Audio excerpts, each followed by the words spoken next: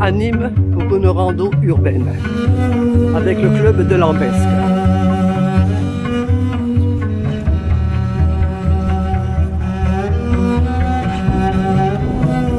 Aujourd'hui il fait froid, on a beaucoup de vent.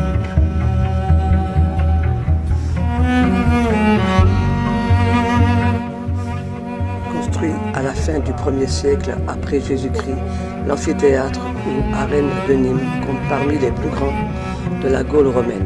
Il mesure environ 133 mètres de long, 101 mètres de large.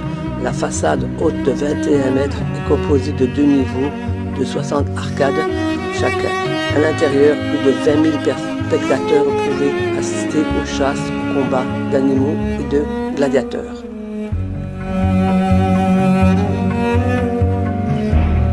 La maison carrée.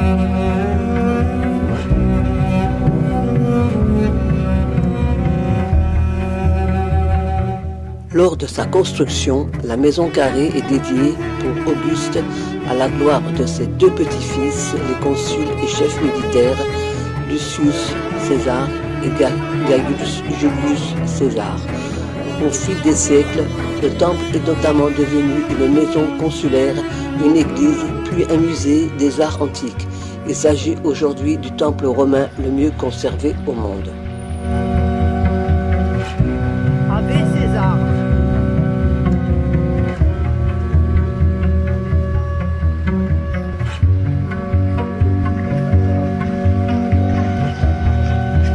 C'est exactement le Castellum Divisorium en latin. Vous imaginez à quoi ça servait? C'était pour l'eau. Donc c'est un vestige du réseau hydraulique romain. Donc en face, vous avez l'arrivée de l'aqueduc du Pont du Gard, là dans le trou, là, d'accord, qui est en face de nous. En fait, l'aqueduc du Pont du Gard, il alimentait Nîmes.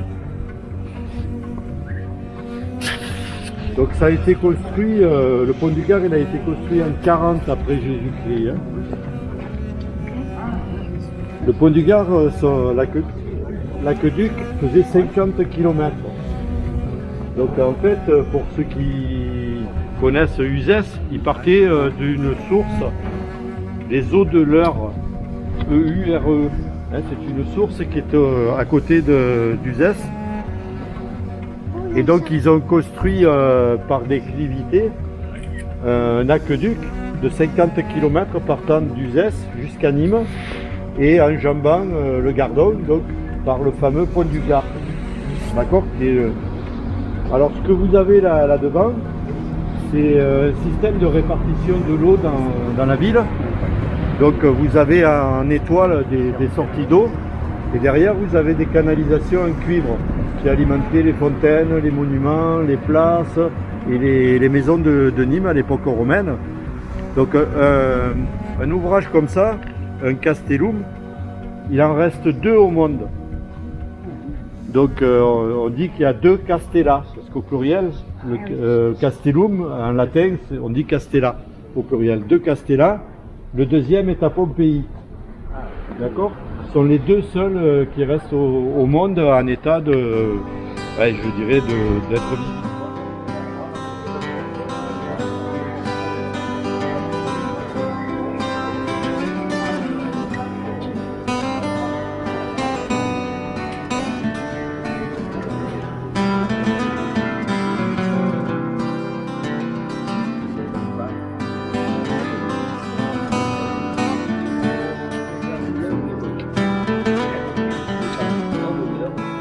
Là, nous rentrons dans les halles à Nîmes. Comme ça. Il y a de tout, hein. C'est magnifique.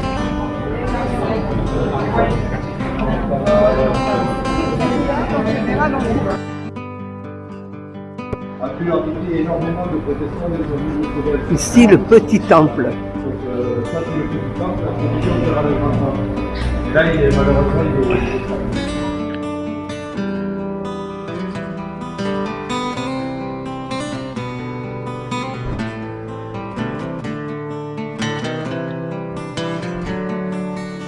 Architecture contemporaine, place d'Alsace. conçu en 1989 par Martial Ress, cet espace est traversé d'une circulation d'eau qui court d'une extrémité à l'autre, entre deux têtes monumentales représentant Nemosa, la source des origines de Nîmes, et Nemosus, la force mâle de la ville.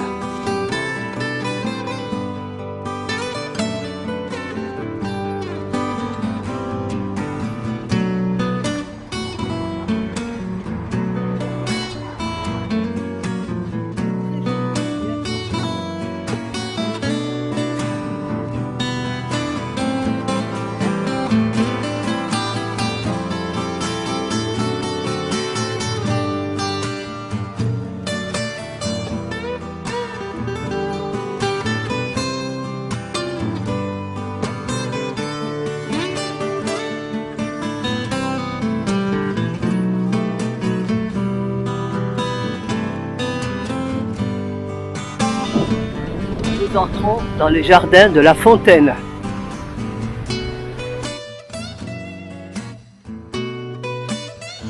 Les jardins de la Fontaine sont élaborés autour de la source nîmoise originelle déjà vénérée par les peuplades antérieures à l'arrivée des Romains. La source de la Fontaine est d'ailleurs à l'origine de la création de l'agglomération plusieurs siècles avant la période gallo-romaine. L'organisation architecturale des jardins met également en valeur deux monuments antiques majeurs de la ville, le temple de Diane et la tour Magne.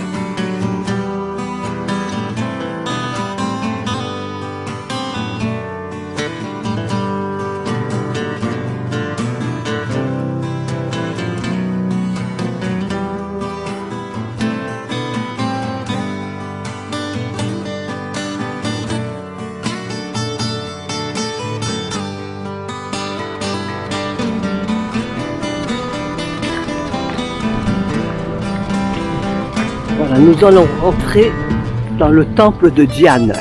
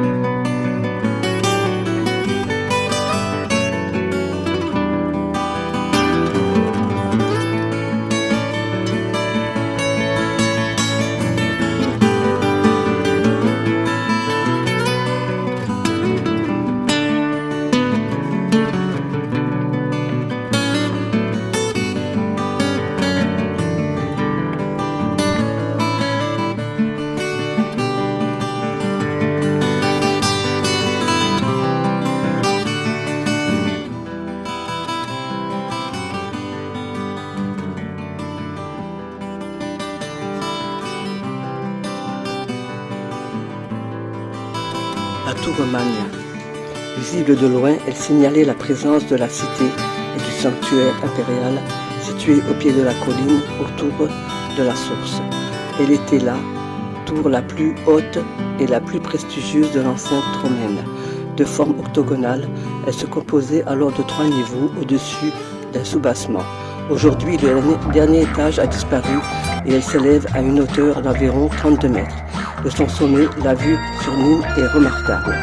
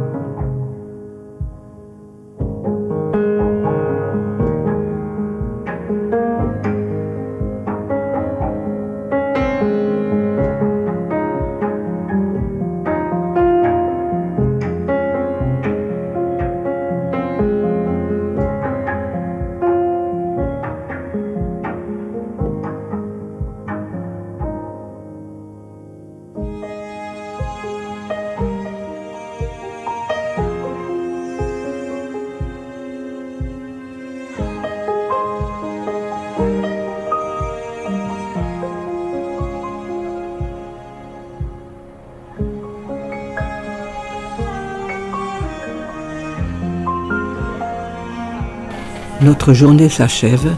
On remercie Bernard, notre guide, ainsi que le club de Lambesc pour leurs photos que j'ai exploitées pour ma vidéo.